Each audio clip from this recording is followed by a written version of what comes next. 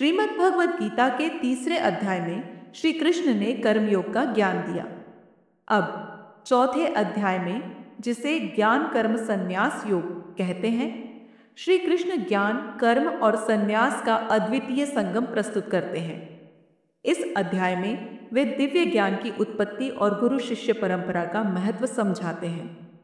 कृष्ण: हे अर्जुन, जब जब धर्म की हानि होती है और अधर्म बढ़ता है, तब तब मैं अवतार लेता हूं। श्री कृष्ण अपने अवतार का उद्देश्य समझाते हैं। कृष्ण: धर्म की स्थापना, अधर्म का नाश और साधुजनों की रक्षा के लिए मैं युगों युगों में प्रकट होता हूं। अर्जुन: हे माधव, आपने यह ज्ञान पहले सूर्य देव को दिया था, लेकिन आप तो अब भी मेरे साथ हैं, यह कैसे संभव है?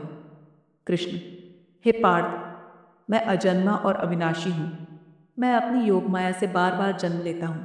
यह ज्ञान मैंने आदित्य सूर्य को दिया और वही ज्ञान अब तुम्हें दे रहा हूँ।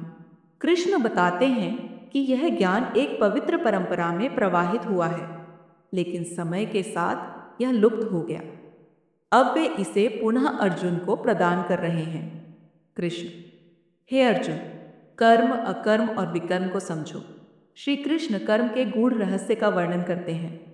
कृष्ण: जो व्यक्ति हर कर्म में अकर्म देखता है और अकर्म में भी कर्म देखता है, वही सच्चा ज्ञानी है। उसका कर्म उसे बांधता नहीं है। कृष्ण यज्ञ की महिमा समझाते हैं। कृष्ण: हे अर्जुन, यह सृष्टि यज्ञ पर आधारित है।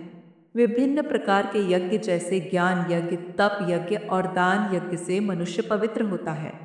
यज्ञ से बढ़कर कुछ नहीं है। कृष्ण यह स्पष्ट करते हैं कि निष्काम भाव से किया गया कर्म ही यज्ञ है। कृष्ण: हे अर्जुन, यह दिव्य ज्ञान गुरु से प्राप्त करो। उनके चरणों में जाओ, विनम्र बनो और प्रश्न करो। गुरु के उपदेश से तुम्हें सत्य का ज्ञान प्राप्त होगा। श्री कृष्ण बताते हैं कि गुरु शिष्य परंपरा में विनम्रता और जिज्ञासा सबसे आवश्यक गुण है। कृष्ण: हे पार्थ, ज्ञान से सभी पाप झलकर भस्म हो जाते हैं।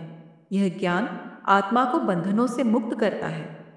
ज्ञानी व्यक्ति सबको समान देखता है और अपने भीतर भगवान को देखता है। कृष्ण कहते हैं कि ज्ञान के बिना मोक्ष संभव नहीं है। कृष्ण: तुम्हारे भीतर जो भी संशय है, उसे ज्ञान की तलवार से काटो। उठो, अपने धर्म का पालन करो। अध्याय 4 हमें सिखाता है कि ज्ञान, कर्म और संन्यास एक दूसरे से जुड़े हुए हैं।